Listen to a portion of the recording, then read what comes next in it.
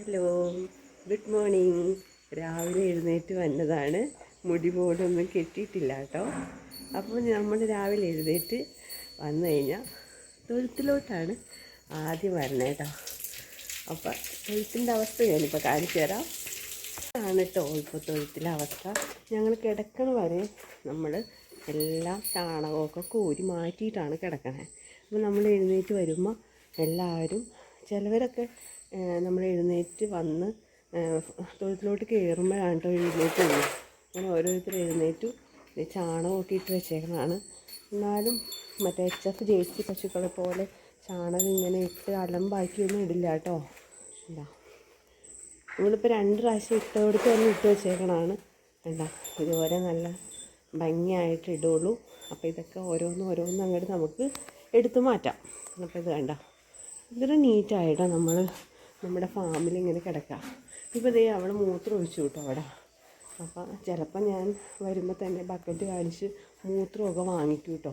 അപ്പോൾ നമ്മുടെ തൊഴുത്ത് നല്ല ഡ്രൈ ആയിട്ട് തന്നെ കിടക്കും.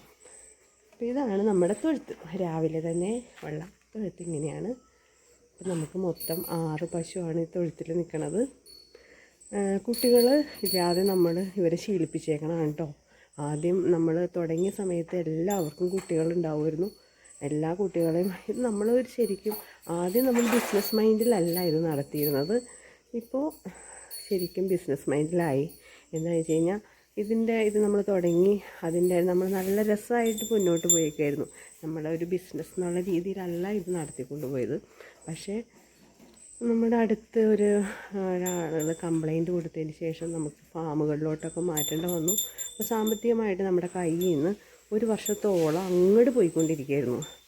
അപ്പോൾ പിന്നെ ഇത് നടത്തിക്കൊണ്ട് ഇനിയിപ്പോൾ നമുക്ക് അതൊക്കെ ഒന്ന് തിരിച്ചു പിടിക്കണമെങ്കിൽ നമ്മൾ ഇനി സ്വന്തമായിട്ട് കുറച്ച് നാളൊക്കെ ചെയ്തിട്ട് നമുക്ക് മുന്നോട്ട് പോകാൻ പറ്റുള്ളൂ. അപ്പോൾ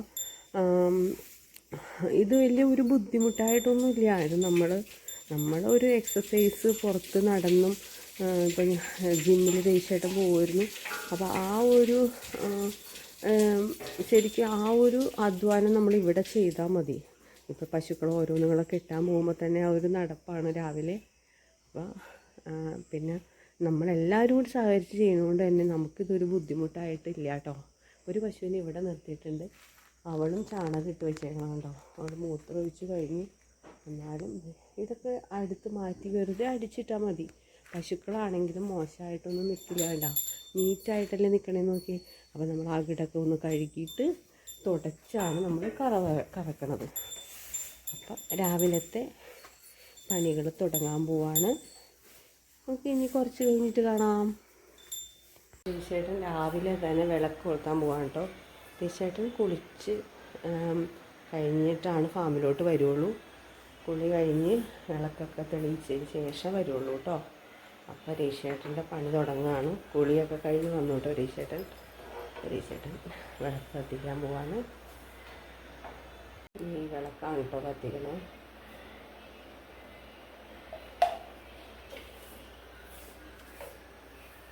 നല്ല ഉറക്കത്തിലാണ് കേട്ടോ.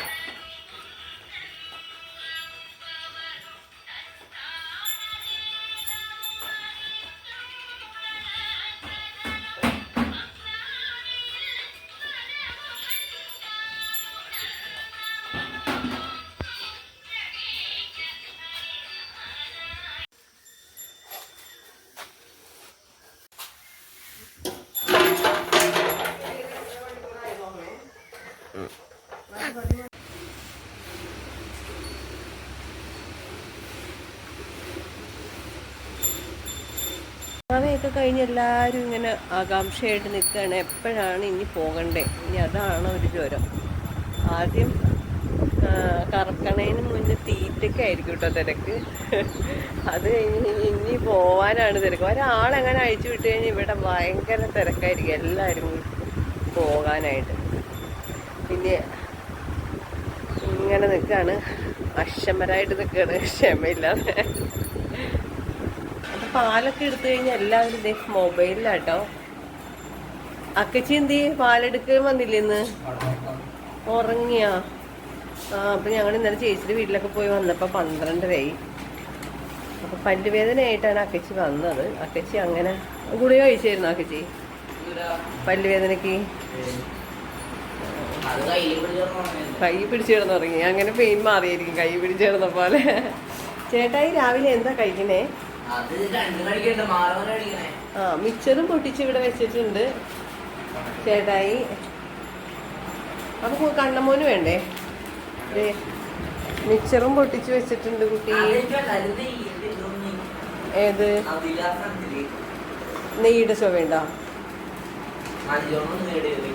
സാധാരണ അങ്ങനെ ഉണ്ടാവാറില്ലല്ലോ.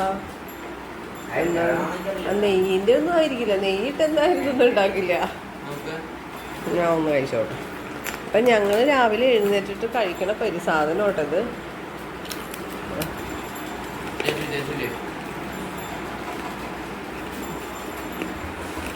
ടേസ്റ്റ് വ്യത്യാസം ഉണ്ടോ?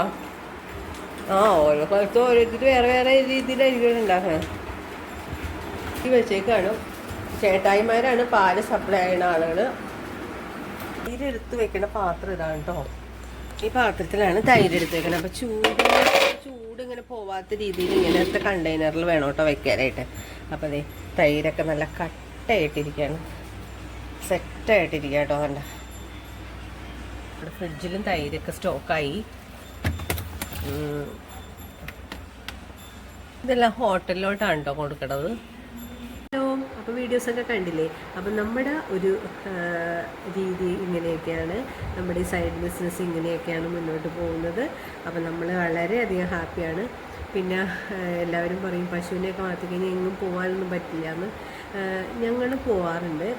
ഇപ്പം ഒരു രാവിലെ പണി കഴിഞ്ഞ് കഴിഞ്ഞാൽ നമ്മൾ പിന്നെ വൈകുന്നേരം വരെ ഫ്രീ ആണ്. അങ്ങനെ ഒരു യാത്ര നമുക്ക് പറ്റും, ഒരു 1 ഡേ ട്രിപ്പ് എല്ലാം നമുക്ക് പറ്റും കേട്ടോ.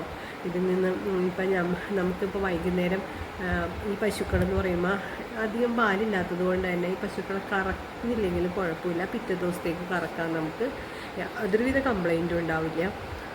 മറ്റേ പശുക്കൾക്ക് എന്ന് പറയുമ്പോൾ 10-12 ലിറ്റർ പാല് തന്നെ പശുക്കൾക്ക് അകിട് വീക്കം വരും.